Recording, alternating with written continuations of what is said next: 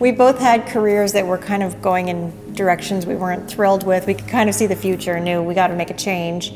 So I had been for several years looking around at types of businesses that we could potentially open in town. So for a little while we had a bunch of different ideas flying about, but in the meantime we were getting into breweries. We were visiting them down in the States when we went for ski trips. One day I just said to Rob, we should open a craft brewery in Uxbridge. And I just said, yeah. Like literally, it was like, yeah. Joanne started doing spreadsheets and writing up a business plan. We had a lot of things to learn because we weren't coming at it from a brewing background, so we had to start really from scratch. Breweries are not cheap to start up. It's a lot of stainless steel. It's, leasehold improvements, a lot of investment. So we didn't have everything that we would need to start our own business. We went to see about 5 or 6 different banks, or money lenders, people who would get involved with business, and the only positive response we got was Meridian. Went and presented our plan and had a really great meeting, and we got the call a few weeks later saying, we'd love to work with you. Talk about welcoming and encouraging and exciting. It was a great day. So we were set up with a Canada Small Business Financing loan on the condition that we were able to pull together more financing. So we had to match the loan, which meant that we had to go into our community and find some local partners to also work together and pull together the equity that was required to balance off the loan. It was a little daunting at first to figure out how we were going to get that extra 50%, but after a lot of research, we said, why don't we just advertise in the paper? Is that allowed? Can we do that? Or we put a press release out. So the press release said, the Second Wedge Brewing Company seeks investors in the local community.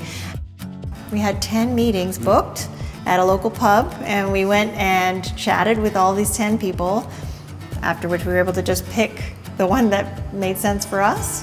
We were extremely lucky. All of these are people who live right here in town and work in town and were interested in something strong for their community. We were looking to cut down on our cost of goods by buying our own canning line and having more control on our packaging. It was a fairly big investment, and we had to make a decision on how best to finance that. And Joe introduced us to Meridian One Cap. We could buy a canning line, a labeler, and an in-feed table so that in the small space that we have, we could make it work. It meant that we're buying silver bullets, not labeled. So, I mean, it was a huge change in our business to be able to buy the canning line. Most of the people we've dealt with at Meridian came from other larger banks and moved on to Meridian because of the values that they had, and we share those values, so it feels like a very comfortable place for us. Like, we really don't feel like we're a number. We feel like we're actual people and we're relating together. It's very nice. We didn't set out to be the center of town, right? Yeah. That's great. It's that way. We didn't do it. Yeah, it had nothing to do with us. It's like it just, we created a space and people came and people contributed.